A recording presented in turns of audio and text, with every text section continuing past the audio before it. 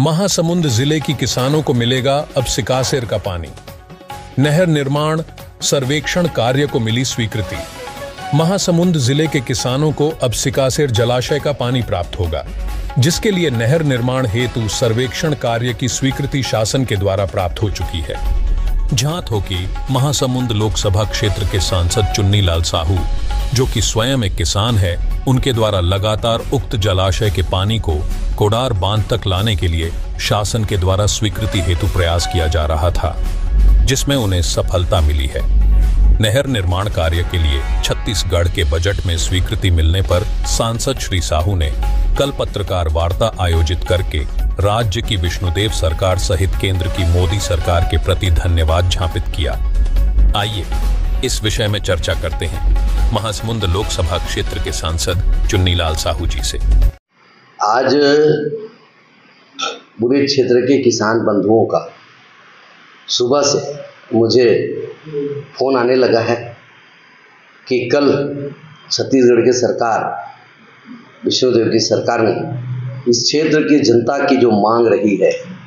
क्षेत्र की जनता का एक ही मांग था, बार बार इस क्षेत्र में सूखे पड़ रहे हैं। पानी न होने के कारण, सिंचाई के साधन न होने के कारण लोग पलायन से मजबूर थे और ये लंबी मांग थी कि इस क्षेत्र में कैसे सिंचाई परियोजना बने। विगत कुछ वर्षों से लगातार हम सब मिल करके ये प्रयास करते रहे कि पहरी नदी में जो बना हुआ सिकासेर डैम है, उसके वेस्ट वेयर अर्थात उलट का पानी जो बह रहा है व्यर्थ, उसको नहर नाली बना करके बागबाहरा विकासखंड के चंडी बांध, चरोदा बांध, महासमुंद ब्लॉक के कोडार बांध, इसमें यदि हम ले आएं तो क्षेत्र के बहुत सारा जो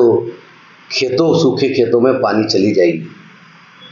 इस संदर्भ में 2023 में पुरानी सरकार के जल संसाधन मंत्री चौबे जी से मिला, उन्होंने भी पत्र लिखा, गवर्नर साहब ने भी पत्र लिखा, पहले जो गवर्नर उइके जी थे। उसके बाद इस साल, गत साल 19 मार्च से पदयात्रा प्रारंभ किए। सबसे बड़ी बात यह रही कि दोनों जिला के किसानों को एक साथ बैठाना, क्योंकि हम बागबाहरा ब्लॉक मांग करेंगे और चूरा और गरियाबंद मांग नहीं रखेगा तो पानी कैसे आएगा। जिस प्रकार से राजस्थान के बीकानेर में अकाल पड़ी और वहाँ के गंगा प्रसाद जी राजा थे और वो सतलज नदी से बीकानेर लाना चाह रहे थे पानी, और पंजाब ने मना कर दिया था अपनी जमीन देने के लिए, तो उन्होंने कानूनी लड़ाई लड़ी और कानूनी लड़ाई लड़ करके पंजाब से पानी राजस्थान तक लाए। वैसी स्थिति में बता रहा हूँ कि यदि चूरा विकासखंड और गरियाबंद विकासखंड यदि कह दे हम जमीन न देंगे तो बागबाहरा पानी कैसे आएगी। हमने प्रयास किया, चूंकि दोनों जिला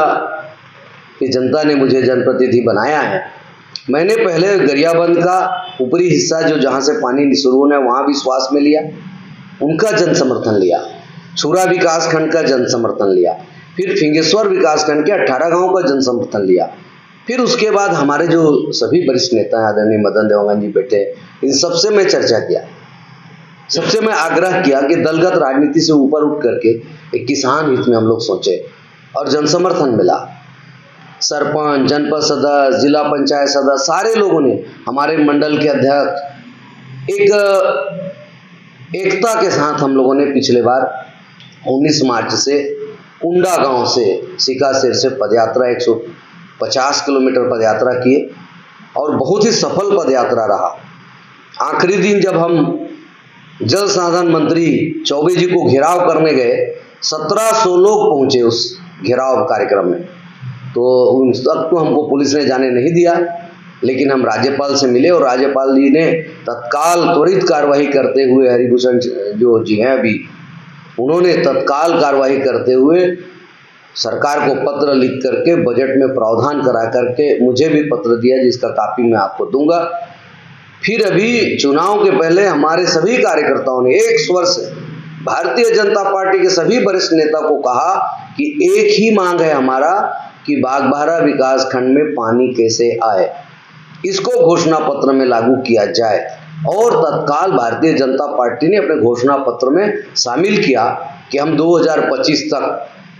इस परियोजना के लिए सर्वे कराने के लिए राशि स्वीकृत करेंगे। और वो कल हुआ। कल उन्होंने बजट में प्रावधान किया। पूरी क्षेत्र के जनता की ओर से मैं माननीय हमारे मुख्यमंत्री, यशस्वी मुख्यमंत्री